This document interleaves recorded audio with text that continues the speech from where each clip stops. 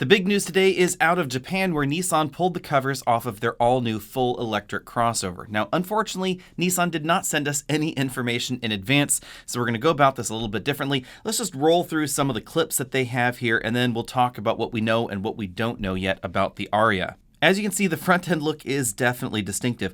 I'm not entirely sure I'm a fan of that enormous sheet of black plastic up front.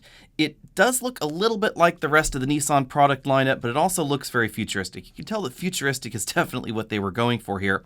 Now, in terms of size, they're telling us that this is going to be 182.9 inches long. So this is definitely a compact crossover in America. It slots almost exactly between the CR-V and the Chevy Equinox in terms of length. They're telling us that they're going to be 19 or 20-inch wheels. These are kind of interestingly shaped wheels. They're obviously very aerodynamic focused, because according to Nissan, the long-range version of the Ariya will be good for 300 miles.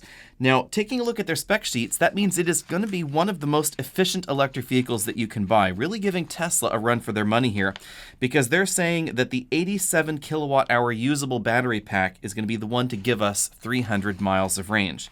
Now, when it comes to power, it's not going to give us as much oomph as the Tesla lineup, but it may actually have some competition in the mid-level of the Tesla lineup.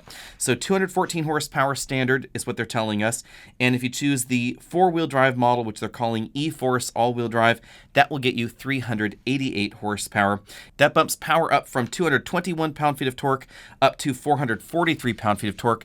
But unlike the Tesla lineup, if you choose the two-wheel drive version of the Ariya, then it's going to be a front-wheel drive crossover, not a rear-wheel drive crossover. Now, we don't know any details about the motors just yet, but I wouldn't be surprised if the front motor ended up being a little bit more powerful than the rear motor, although they could be well balanced.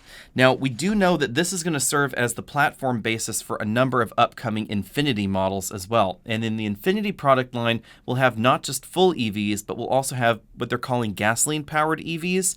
That is where we have a range extender unit or a generator unit, whatever you want to call it, on board. It's a gasoline engine. They're telling us it'll probably be a 3-cylinder engine related to the 2-liter turbocharged engine.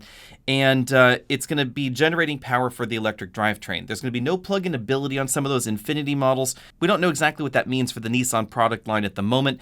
Nissan could choose to give us some plug-in varieties there, but in the Infiniti lineup, they've said that they're not going to be plug-ins at the moment. Now, they're telling us that this is going to be a 2-row 5-passenger crossover, but when you look at the spec sheets, I have to admit I'm being a little bit disappointed here by the cargo figures.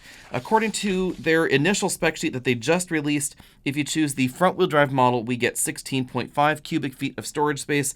If you choose the all-wheel drive model, then we get 14.6 cubic feet of storage space. That is a little on the small side. It's pretty similar to the average mid-size sedan in America, and something like a Nissan Kicks, their subcompact gasoline crossover, will give you 25 cubic feet of storage space. Now let's take a look at the inside. You can clearly see that these are Japanese market models that they're showing us here, but the big thing you'll notice are the large LCDs that we find in the dashboard. These are both a little bit over 12 inches. They're absolutely huge for this category of vehicle. Now, we don't know what pricing is going to be like in the Ariya, but you can expect it to be reasonable because the Nissan Leaf is one of the least expensive EVs we find in America, and Nissan no longer has federal tax credits, but they have been in the EV game longer than just about everybody else out there. Global Leaf sales have topped nearly 500,000 around the world. That really puts Nissan in a slightly different position than some other manufacturers out there. So they have a lot of history making EVs, they have a lot of supplier connections, and they definitely seem to have the pipeline to create affordable EVs. But again, we don't know any specific details on pricing just yet. As we zoom in on the dashboard, you'll notice that there's some other intriguing features here, like the touch controls for the infotainment system that you see down there at the bottom of your screen right now below the infotainment screen. Those appear to be part of that imitation wood trim that runs right there across the dashboard. This has a very modern look, but it's going to be a little bit more pragmatic than some of the other alternatives out there. For instance, we have more traditional styled air vents right there in that strong bar that runs across the dashboard.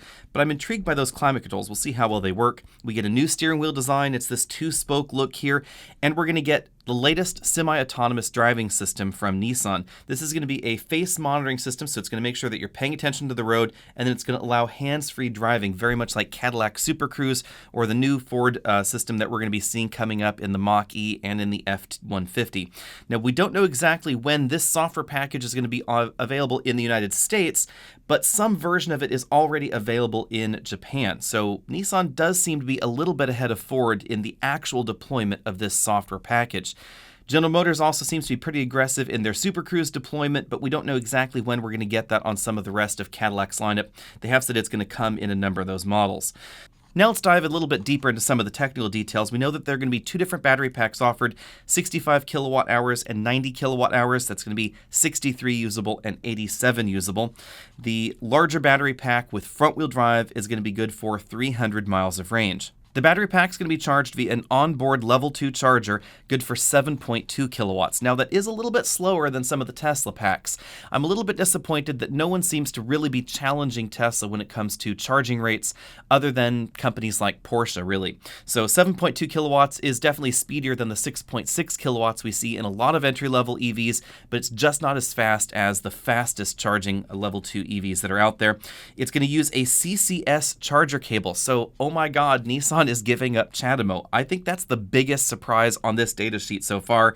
Nissan has been so dedicated to the CHAdeMO charging standard, which is obviously the charging standard that's preferred in Japan, but in the United States, CCS, which is the combo cord supported just by absolutely everybody else except for Tesla, that's the one that's really been dominating, and Nissan is finally giving up and moving over, but the charge rate is not going to be as fast as some of those competitive vehicles out there. So this is not going to charge as fast as a Porsche.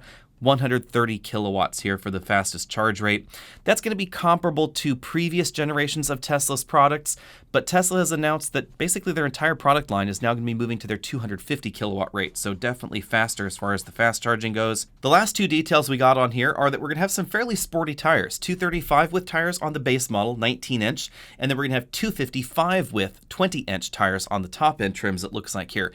That likely means that the Ariya is going to have some really excellent handling when compared against the average gasoline crossover in this segment. The battery is positioned very low in the vehicle, and it's going to have a near 50-50 weight balance, we're told. So probably even if you get the front-wheel drive version of the Ariya, I would expect it to outhandle the average RAV4, average CRV out on the road. But as usual, there's a lot that we don't know about the Ariya just yet, so be sure to hit that subscribe button down there at the bottom of your screen. We'll be trying to get you all that detail just as soon as we possibly can. And of course, stay tuned for more videos like this, because with the unprecedented issues around the world right now, it seems that we won't be doing any travel for a while. I'll see all of you later.